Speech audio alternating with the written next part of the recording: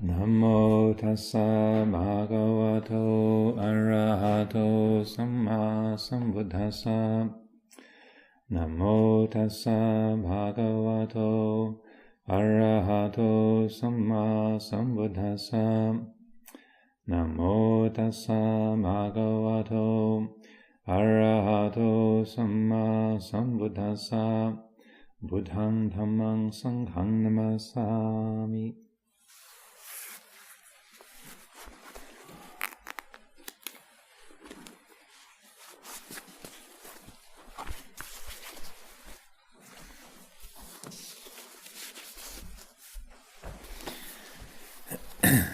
The next reading is chapter 10, Kamma and Rebirth.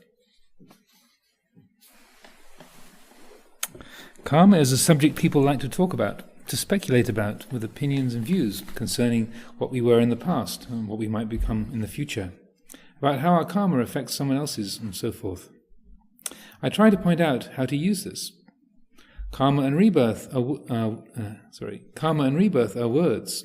They're only concepts that point to something we can watch.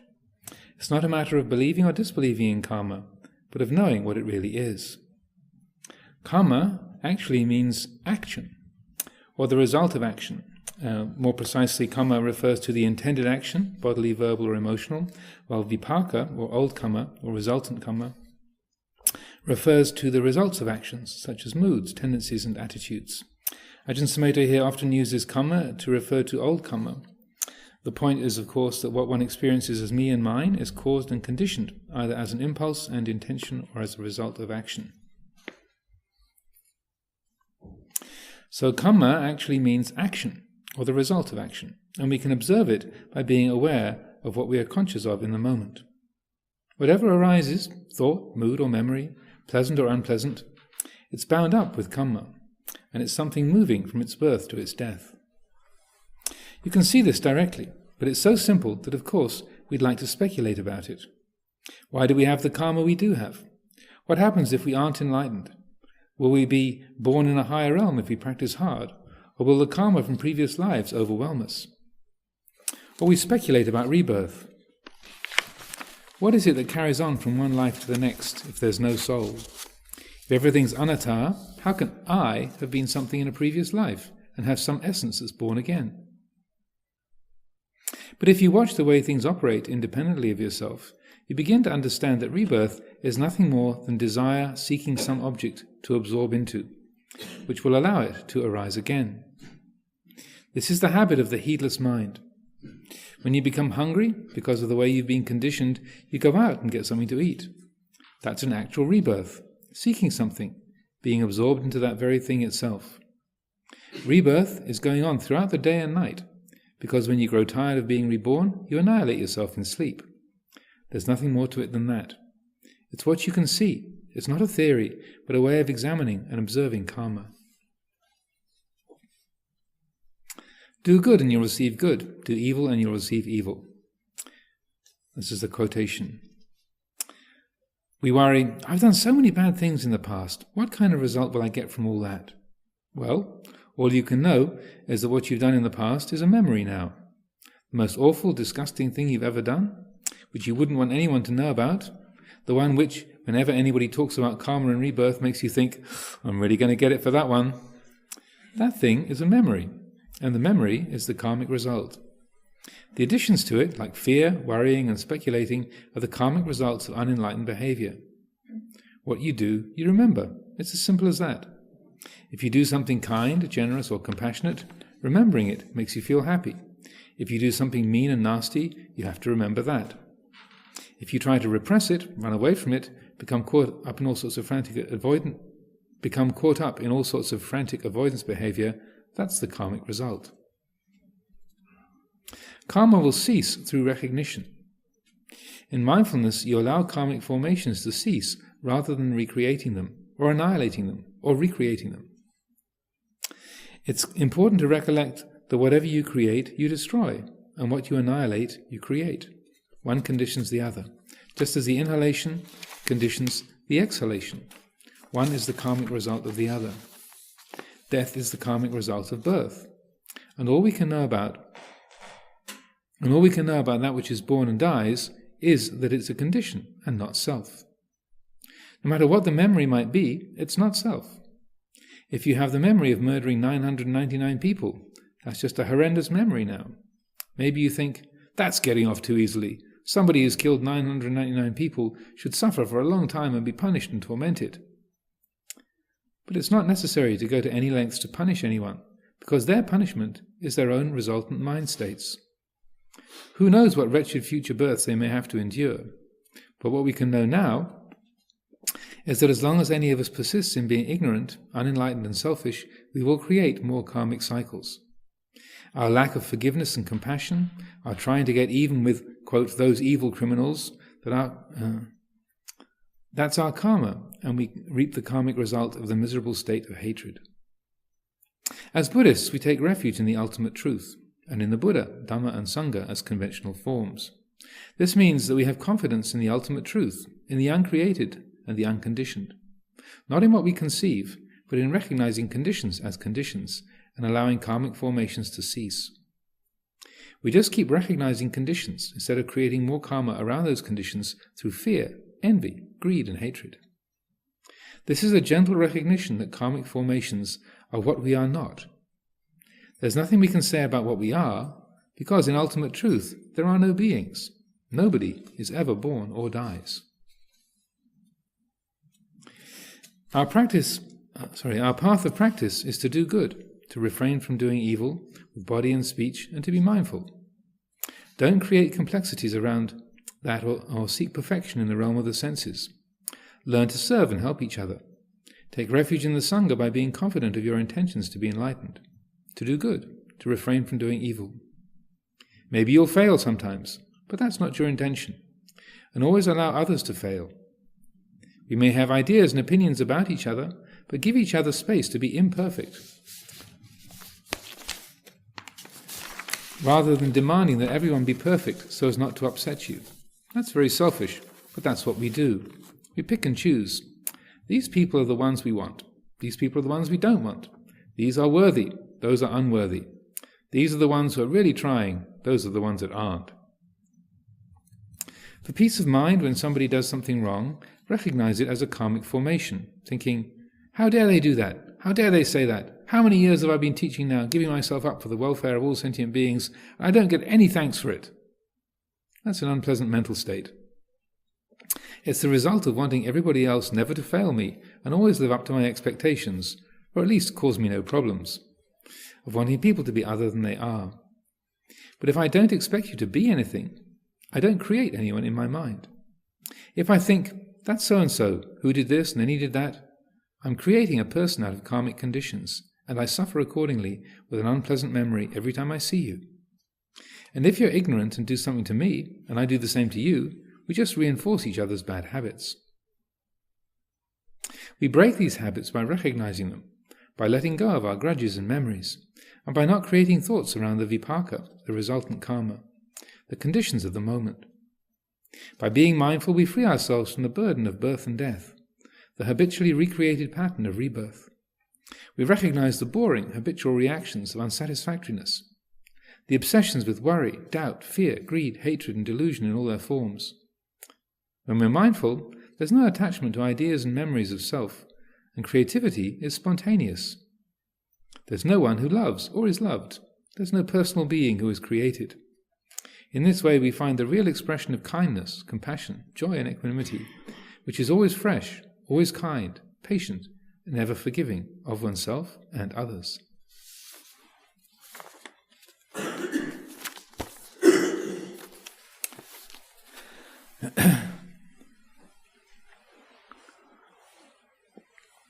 Another area of the teachings that's very useful to reflect upon, and as Lumpur points out at the very beginning, people are very keen to have lots of views and opinions about.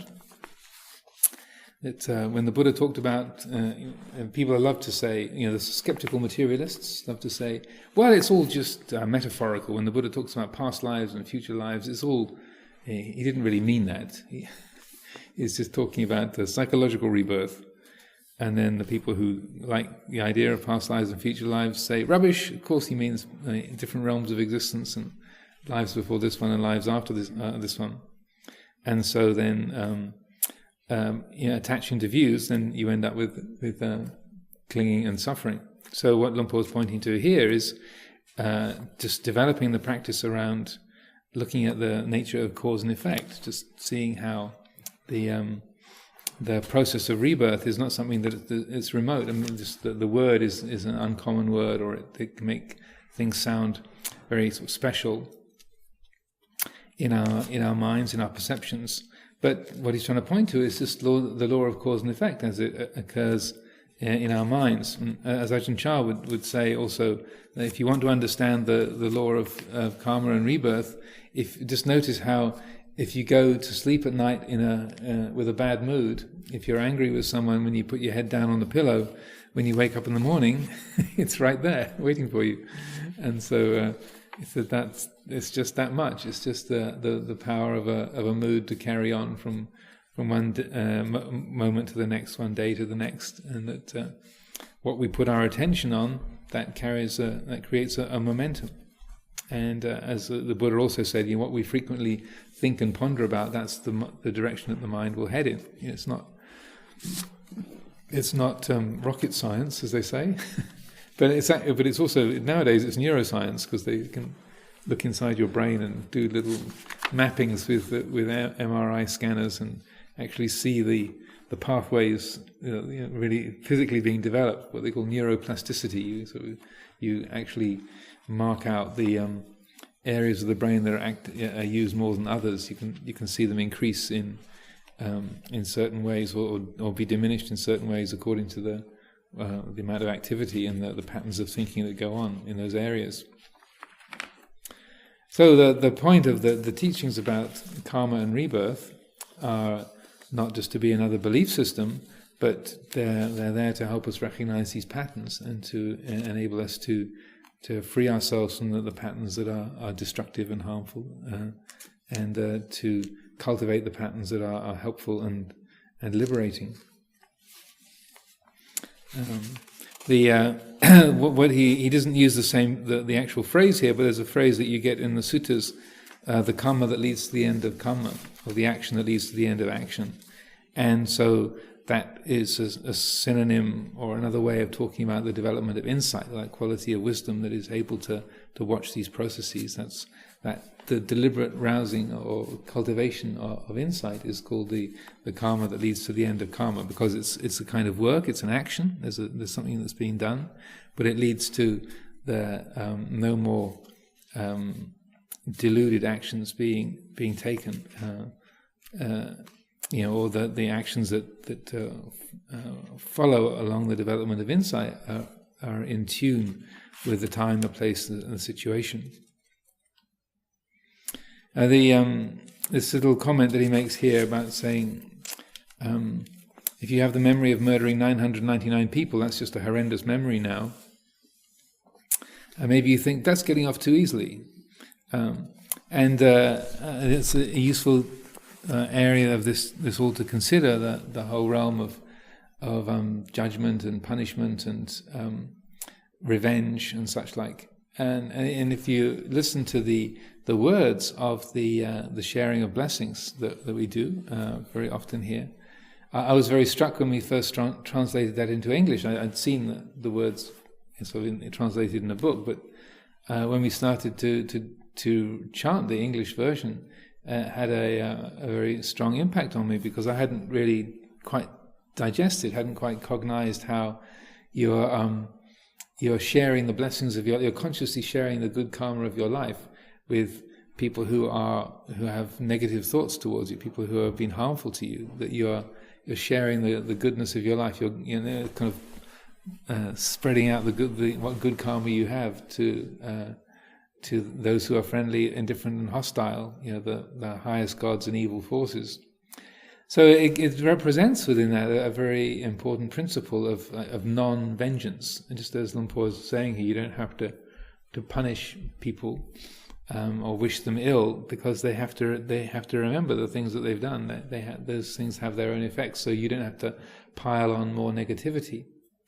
And it's difficult for us. And again, yesterday we were talking about the sort of Judeo-Christian conditioning in the West, and it's a culture of revenge and punishment is very strong, as it is in many places around the world, but it's particularly strong in our conditioning in the West, and so that we have this sense of people shouldn't be allowed to get away with things; they should be punished, and what you have in this is a fine distinction, because it can sound like, well, you're condoning the actions of someone who's done something harmful.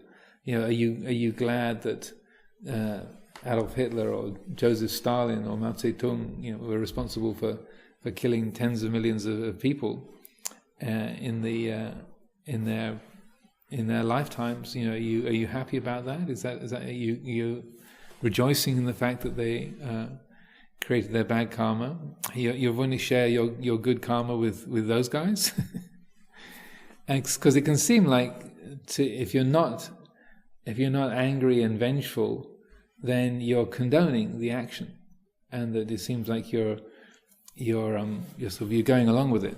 And in the States, they have this. There's one of the frequently quoted statements. Again, you see sometimes on bumper stickers: "If you're not angry, you're not paying attention." A few Americans here will remember that one. And that righteous indignation is in the States is considered a virtue, that you should get angry, you should get upset, you should jump in and make a difference. And that kind of vengeance is mine, saith the Lord, is the kind of on the banners, like there's a mentality that thinks, revenge is good, and if the Lord isn't doing his job, then I'll jump in and I'll help out. So the Buddhist approach and what's reflected in those words, I feel, is very, very skillful and good to understand, because you can, and it's most helpful to separate out the actions from the being themselves, and so that you can condemn a person's actions, and as we were talking about yesterday with the subject of metta, you can have loving kindness. You can not dwell in aversion towards someone that's completely unlikable. So you're not trying to pretend that you condone someone's actions or that you like what they're doing, but you can refuse to hate them. You can object to their actions, you can obstruct their actions, you can protest vigorously against their actions, but also refuse to hate them at the same time. And that I feel is a wonderful skill and an important quality that Buddha Dhamma can bring into the world. And because the principle and the reason why Luang Por mentions killing 999 people is because one of the most famous arahants in the Buddhist mythology is Angulimala, who was a bandit and a mass murderer, and who became a monk and became an arahant. And so obviously, as he was meditating and practicing, he had to remember all the things that he'd done, and that all those people that he killed when he was a bandit, and the feeling, the intensity of remorse for that. Also, the feelings of the families of the people he killed. They were not quite so magnanimous, and so he got a lot of grief from people who would attack him and throw things at him. When he's out on his arms round, they would sometimes throw rocks or bricks and things at him, and physically attack him. And sometimes even just, it seems like just he'd be walking past a tree and a branch would drop off and just land on his head, or he'd walk past a building and a tile would slide off the roof and whack him, just through the having created so much done so much physical harm. He sort of drew that physical damage to himself, seemingly, and as well as being attacked by people. But he was still able to cut through the effects of all of that and be totally enlightened. And so that that sense that nobody is beyond redemption is a very important principle. There's no being. You can't make any mistake that is so egregious, so dire, that it's not reparable. Maybe in this lifetime you can do some pretty horrendous things, and there's a few that are outlined. The Buddha said, if you carry out these actions, then it's impossible to be enlightened in this lifetime, like killing your own parents or killing an enlightened being, then that creates an obstacle that's too difficult to get past in this lifetime, but it can be got past in future lifetimes. So that there's no karma that is irreparable. And that's basically because, as we were saying yesterday, you have the principle that the very fundamental quality of the nature of all beings is that of Dhamma, that's the fundamental reality, and so that is in its essence unshakable and incorruptible. It can be overlaid with layers and layers and layers of dense attachment and confusion, but the Dhamma still is the fundamental truth of things.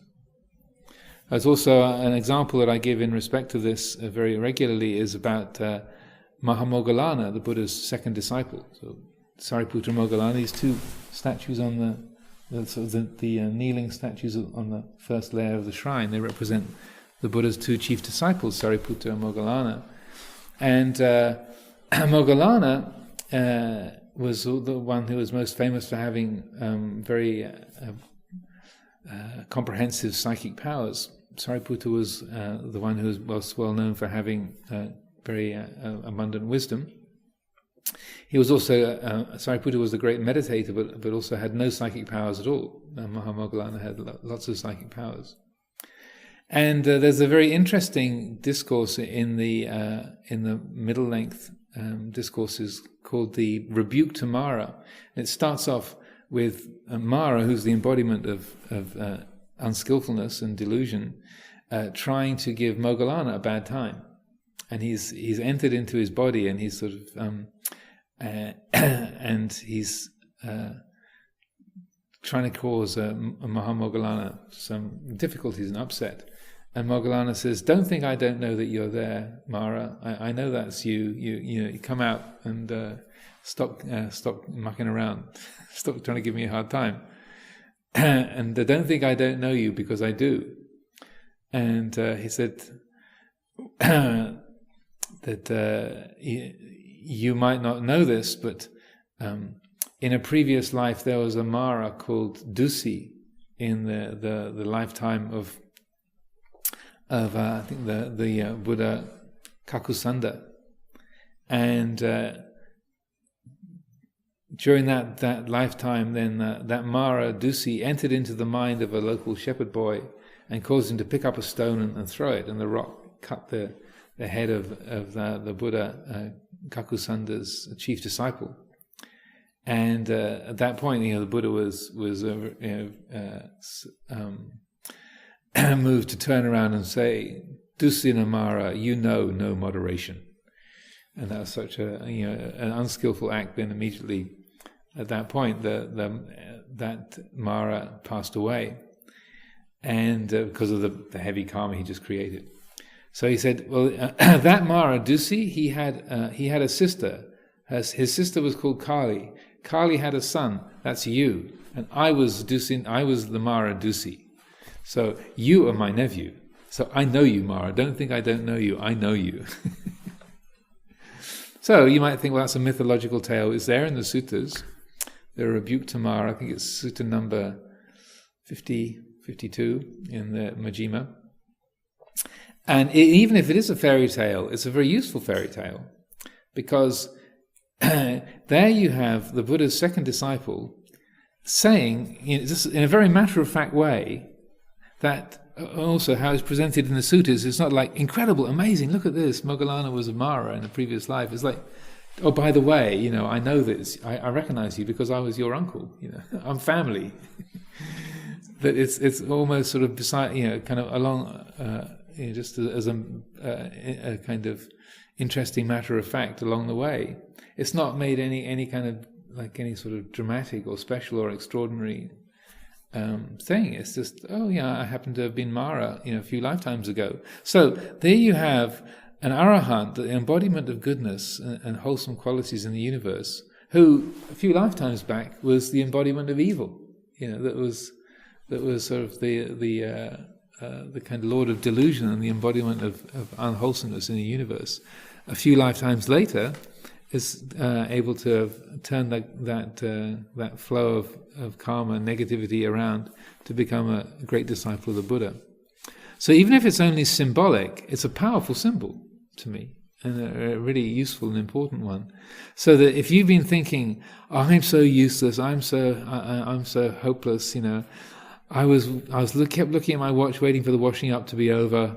I'm unsavable. The other day, I just when somebody asked me if I could fill in on the extra washing up chore after tea time, and I kind of barked at them. It's hopeless. There's no possibility of liberation here. Some tiny little fluctuation of our citta, of misdemeanor, and we think that we're irreparably awful, and our bad karma is so heavy, so dense that it can never be resolved. Well, if you just take that story of Mahamoggallana as a symbol, he was Mara. He was like the embodiment of unwholesomeness in the universe, and yet within a number of lifetimes he could turn that around to become a great arahant and an embodiment of all that is wholesome. So even if it's just a fairy tale or a devil tale, it's a useful one. It's a powerful one, because it's highlighting this truth. That I would say that no one is beyond rescuing. There's no action that you can perform that can irreparably damage or make you unable to be liberated, to be enlightened. So it's an encouragement, and it holds up a mirror to those negative self-views or those feelings of hopelessness or despair, that you're so lost, you're so caught up, your mind is so sort of narrow and shallow that you can never ever be liberated. It's saying, not so. Look.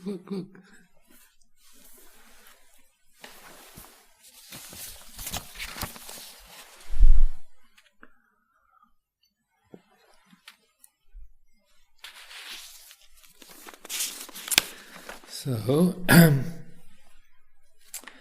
if people have any particular questions or things you'd like to ask about, please feel free.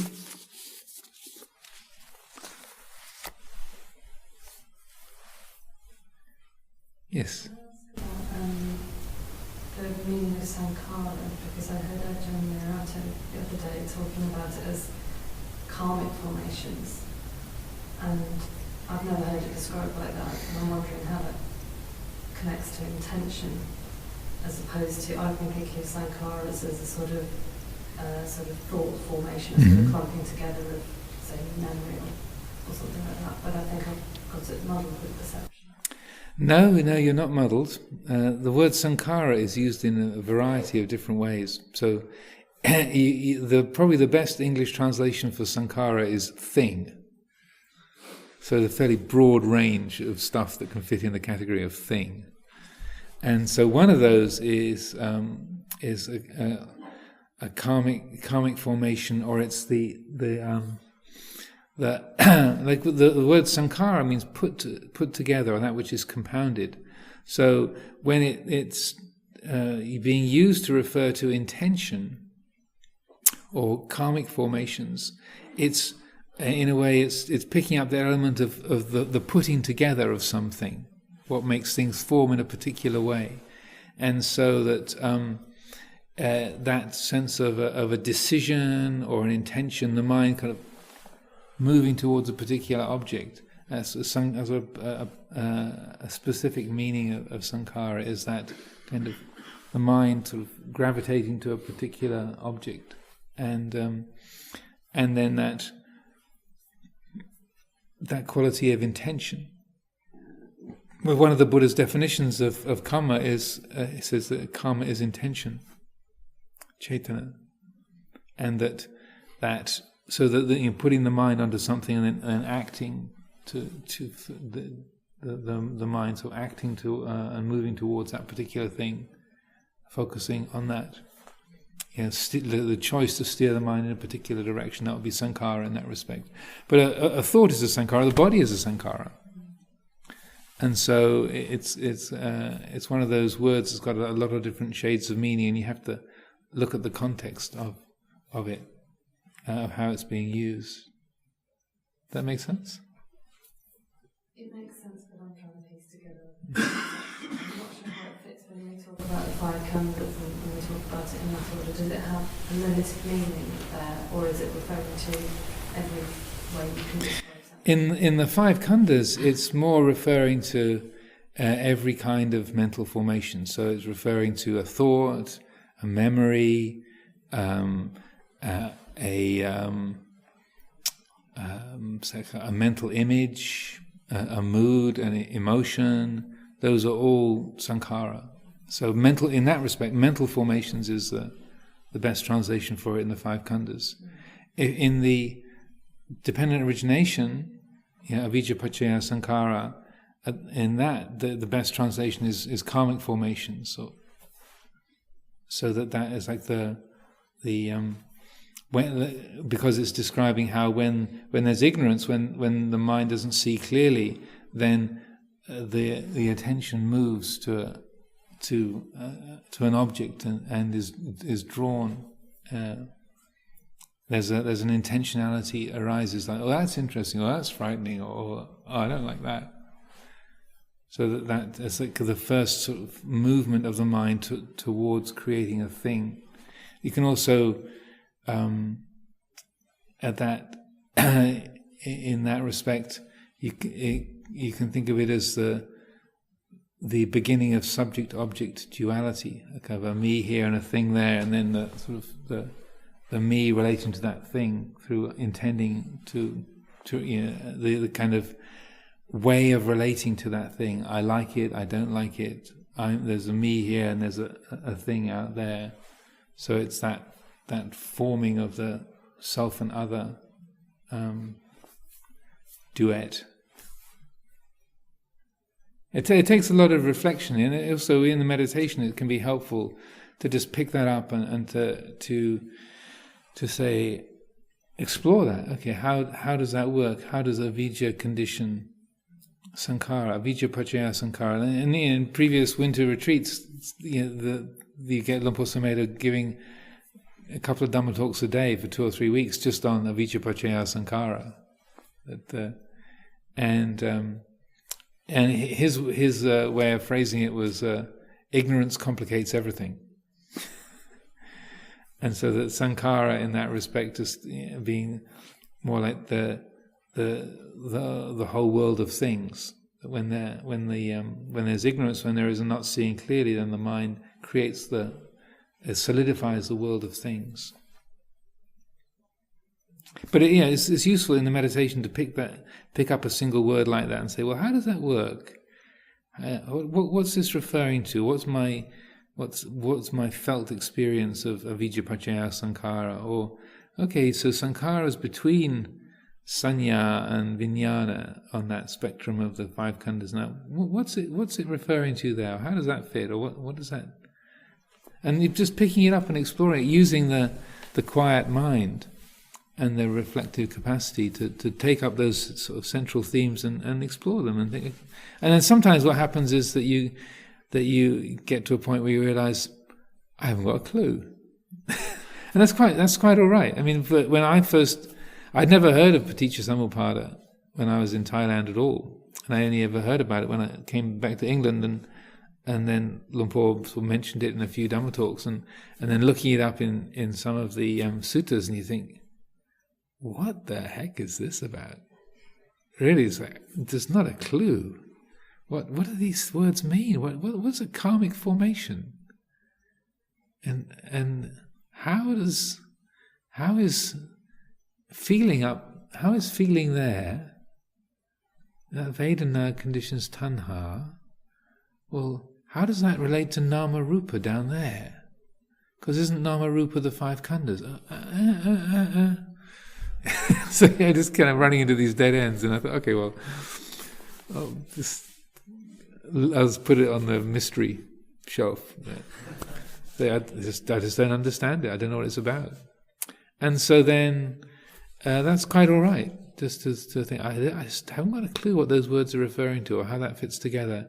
And rather than just making yourself confused or just trying to think, you say, well, okay, right now I don't understand that. I don't know what that's referring to.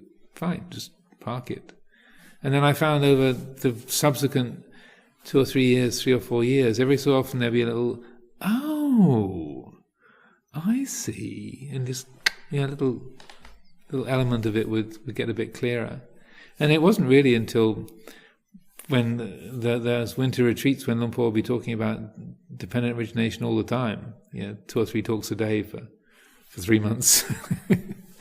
Then sort of finally the whole picture became a bit more clear in the sense of what the terms are referring to. But it's not just all right. I think it's advisable if things are not clear, just to let them sit there and let them be happily unclear. And then as time goes by, then you find little shades of meaning and ways that different aspects of the teaching relate to each other, become clear.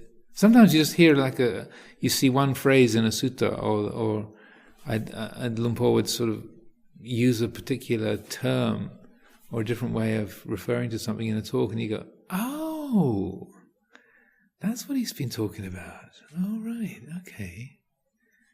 So you have one more little nugget. Then 6 months later, something else would come along. That's how I related to it. Ajahn Amaro, good evening. We meet again. Ajahn Amaro, I see karma is actions, but the thing is, when I see in actions, we are when you throw me a ball, and I get the ball, I catch the ball. I conscience only 5% of my actions. I mean, I'm not conscious of all the movements of my hands. So this happened with most of the actions day by day. So I thinking, well, but in ethics, in Buddhist ethics, I see the importance of the intentions. I didn't say intentions. Ajahn Amaro. But the thing is, in intentions, there is a planning. I do this for this result in the future.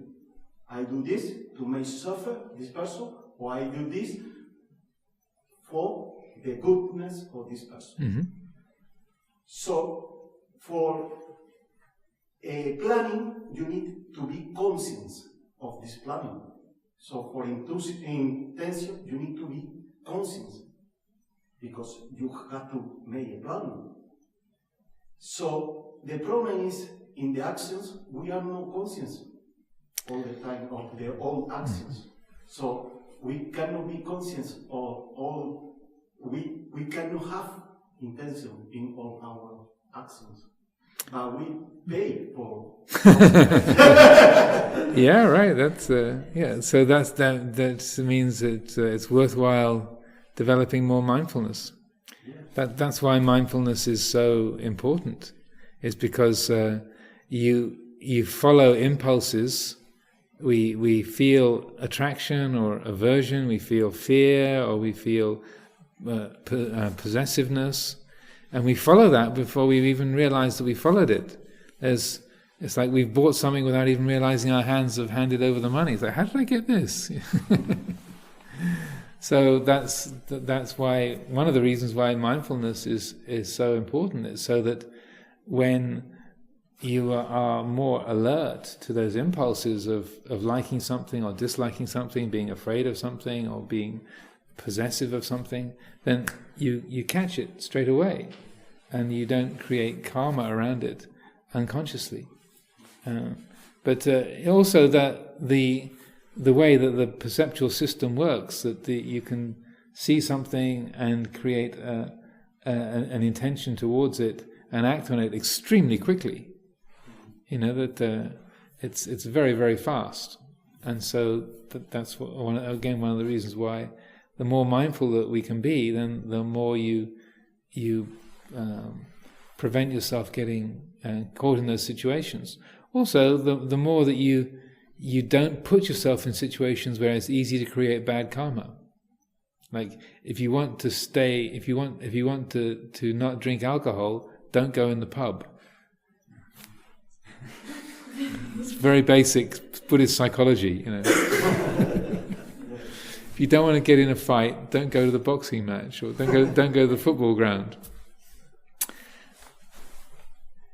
Again, it's not rocket science, as they say, but it's the Buddha points that out. Like in his teachings, he says it's the defilements or the outflows, the asavas that are counteracted by avoiding. Like, just don't put yourself in a situation where it's easy to be heedless. That you like. So if you walk around in the dark at night time, you're likely to fall into a pit or to trip over a log or get bitten by a stray dog. So don't go out in the night time when it's dark. So otherwise you're likely to trip over and get into trouble. Because you can't see, it's dark. And so that kind of element is a part of it. So if you know there's a situation where you tend to lose your mindfulness, then remember, okay, now last time I went to the football match, I got into a fight. Or last time I went along with my friends to the pub when I wasn't going to drink, it didn't end up like that. So therefore, when they say, well, come along to the pub, you can just have an orange juice. Okay, now let's think twice before I say yes, because I know what happened last time. So that you're using your mindfulness to look at the bigger situation as well. And so that you're trying to support your capacity to not get pulled into those habits of attraction or aversion or fear or possessiveness and those kind of obstructive habits. The only thing is that in this process, when we try to be very mindfulness of our all actions, Mm-hmm. we get a lot of anxiety. I mean, We get a lot of what? Anxiety. Anxiety. Anxiety.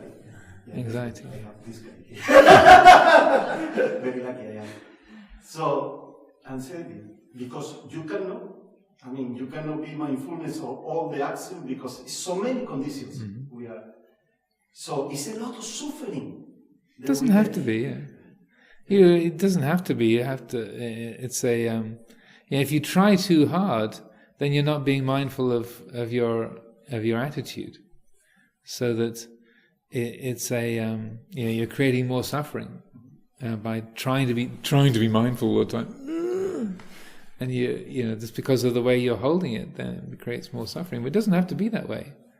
Like when you're around, I noticed around someone like Ajahn Chah, and he was incredibly mindful, and could pay attention to a whole room full of people and be attentive to different questions that people ask or different needs that people have or different things going on. He was totally relaxed. He wasn't stressed about being mindful. Because if you try too hard, like to be mindful, then you end up tripping over your own feet. That you think, oh, this is really important. I've got to get it right. Be mindful. Really be mindful. And then you can't even tie your own shoes. You can't walk in a straight line. You're trying so hard to do it right that you create obstacles for yourself. So that the attitude which we bring to it is also something to be mindful of. And so if we see, I'm creating a lot of stress about trying to be mindful, and I'm driving all the people that I live with nuts. I'm being so mindful, it's annoying the hell out of everyone I live with. But okay, be mindful of that. So lighten up. Don't be such a mindfulness fanatic. but you're irritating everybody around you. So you're taking in the whole picture, and not making your practice into something that's burdensome, but you're helping yourself to find a way to enjoy it, really, rather than just like, this is so important. I've got to get this right. I mustn't make any mistakes. I've got to be mindful. Right at that moment, you're not being mindful of the attitude of tension that you're creating in yourself.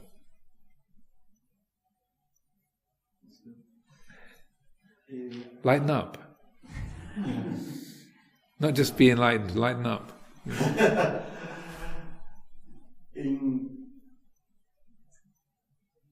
When I go in a machine for take a drink, like a Coke or Fanta, sometimes I go and I do the action to take, and after I decide in the last minute I change. But when I go to take a Coke, is that I really want a Fanta, and I take a Fanta. This made me think that the brain sometimes, like in some studies, they say that they take decisions like half second before that we are conscious of them. So, what is your opinion about your free will? What kind of free will we have, Ajahn Amaro, in mindfulness? Well, I'd say that there is free will insofar as we're mindful, but there's not a person who has free will. But in each moment, there's an infinity of possibilities, and that an infinite number of possible choices that could be made, and that the choices that are made are based upon the kind of conditioning that's there, the quality of mindfulness or lack of mindfulness, so that there's plenty of freedom of choice. But because our habits are so strong, then we easily follow the same tracks. The Buddha's teaching, he rests upon the fact that we can make choices, and our choices make a difference. So there were philosophers in the Buddha's time, just as today, that say there's no such thing as free will. Everything is predetermined. It's just a fixed conditioned process. And the Buddha said, if that was the case, then liberation would be totally impossible. He says it's not that the result is, or in any one moment that the result is completely fixed. And he said it's also not the fact that the things are totally disconnected, but he pointed out that there is cause and effect. We can make choices, and our choices make a difference, and that's why liberation is possible, because the choices can be made. But it's one of the tricky things is seeing how a choice can be made without there being a person who's doing the choosing. It feels like I'm deciding Fanta rather than Coke, but that if that whole process is sort of dissected and you look and it's looked at closely, you see, well, it's just an impression of me choosing that. But it's just a very rapid succession of perception, memory, desire, mindfulness, movement, and so forth. And then the mind can hold it together and say, "Oh, I chose the Fanta rather than the Coke." But if you take it all apart, there doesn't have to be any person who's doing the choosing. It's just a chain of cause and effect that sort of puts itself together. There's a very good in the library. There's a book called The Mind's Eye, with I spelled I. So that the word I, not I. The Mind's Eye, and it's a whole series of different essays and pieces about by different psychologists and scientists and philosophers and spiritual people about the experience of self. And it was edited by a guy called Douglas Hofstadter. And as one of the pieces in there, which is called "Is God a Taoist?" by a man called Daniel Dennett, a philosopher called Daniel Dennett, and it's a wonderful exploration of this about free will and determinism, and what it basically comes down to is that the whole idea of whether everything is predetermined or we have free will is all fixed on the false idea of an independent self. If there's no independent I, then free will or determinism doesn't really apply anymore.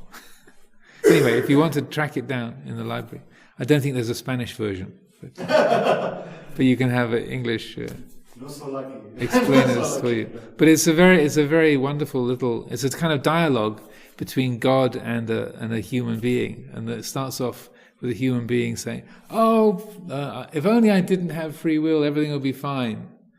And then God says, but that's the most precious gift that you've got. And there's a kind of dialogue between the two of them. Thank you. It's a very interesting little read. Sister Tisara. Could you elaborate a bit on the karma that's neither bright nor dark? I said, what is it? And I was reading something about Buddhadasa just yesterday, where he says that this is the most important kind of karma. And it just seemed a really interesting point. Well, it's like Ajahn Chah would often say, people are very used to the ideas of good and evil, but that which is beyond good and evil they haven't got a clue about. And so that that the karma that is neither bright nor dark, or the karma that leads to the end of karma, it's if that's the same, which I understand to be the same area, like I was saying earlier, it's the action of being wise. So that there's karma, there's like the result of right effort, if you like, is that quality of wakefulness and that mindful awareness. That's the effect. So there's a cause of right effort. There's a doing, and then that having been done, the effect of that cause is the mind awake and aware. There's the quality of wisdom is present. That wisdom then being present, it then sees through the nature of cause and effect. So it's as Ajahn Chah would say, it's above cause, beyond effect. So that it's rather like using language to describe the nature of language. Or talking about, or using concepts to describe the nature of what a concept is. So that that's why it's called Kamma that leads to the end of Kamma, because it's you're taking an action to be awake, to be wise, but the effect of that is then to be able to illuminate the mind and clarify the quality of awareness to the point where the whole nature of cause and effect can be seen through, and also the illusory nature of the independent me, the doer, and the thing out there that's being done is seen through. So that then that it's if that's then say developed and fulfilled, then what happens is that then there's like no new karma is created. In that respect, it's like no karma that's going to have a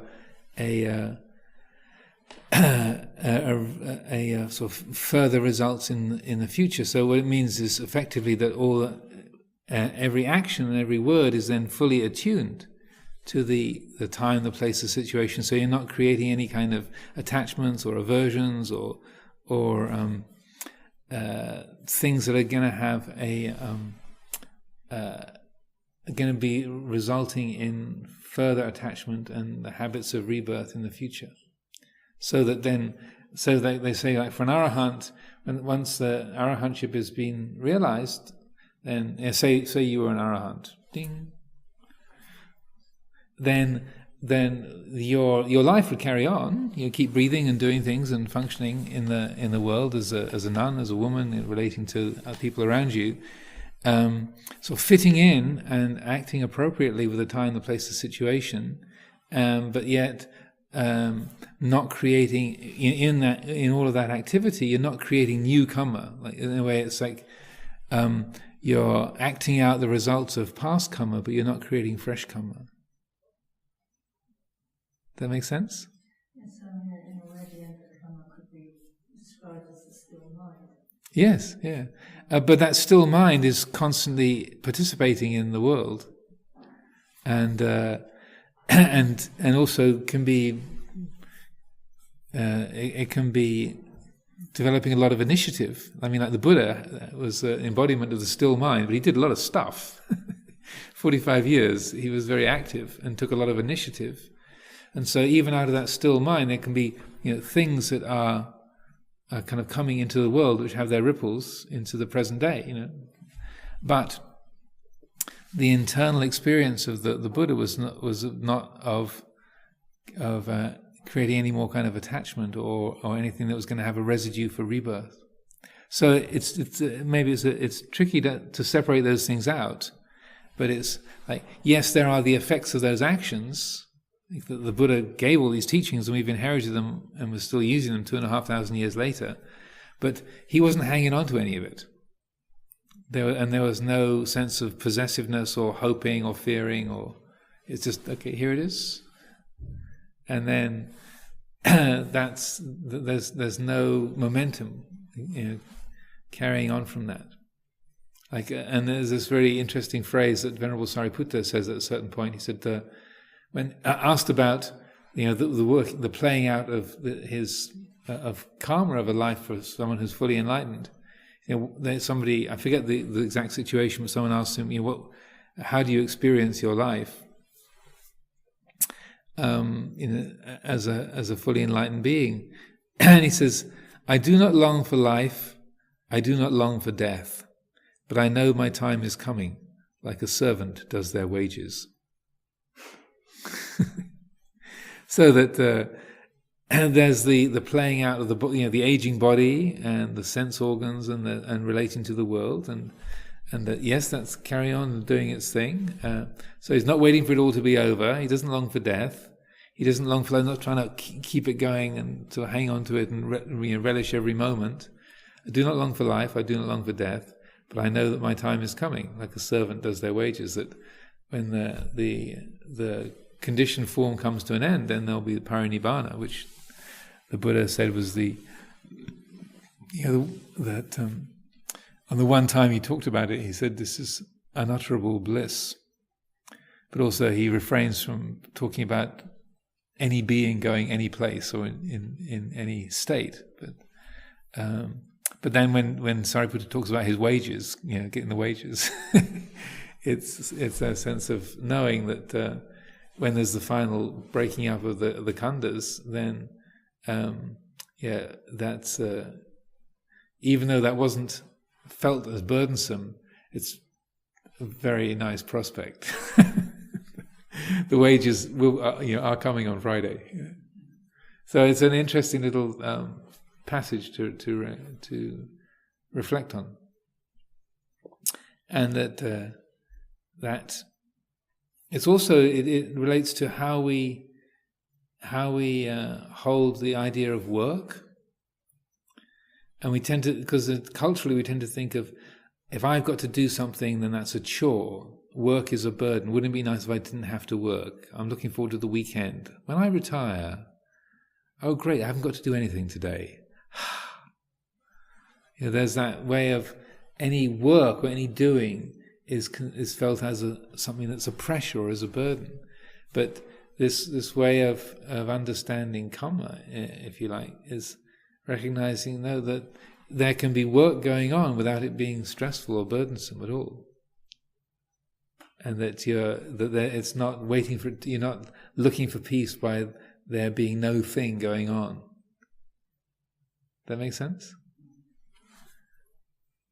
It's interesting to explore that, and to look at the thank God it's Friday mentality that the culture has, waiting for it. Peace comes when it's all over, when we have a holiday, or when we can retire or have a break. And then the bell rings.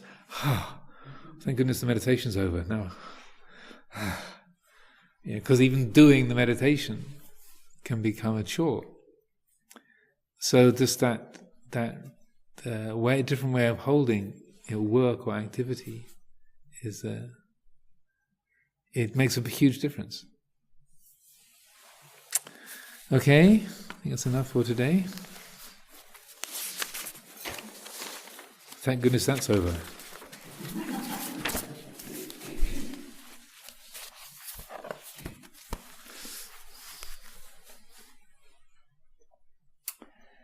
Annamayan dhammagata sadhukarang dadamase sadhu sadhu.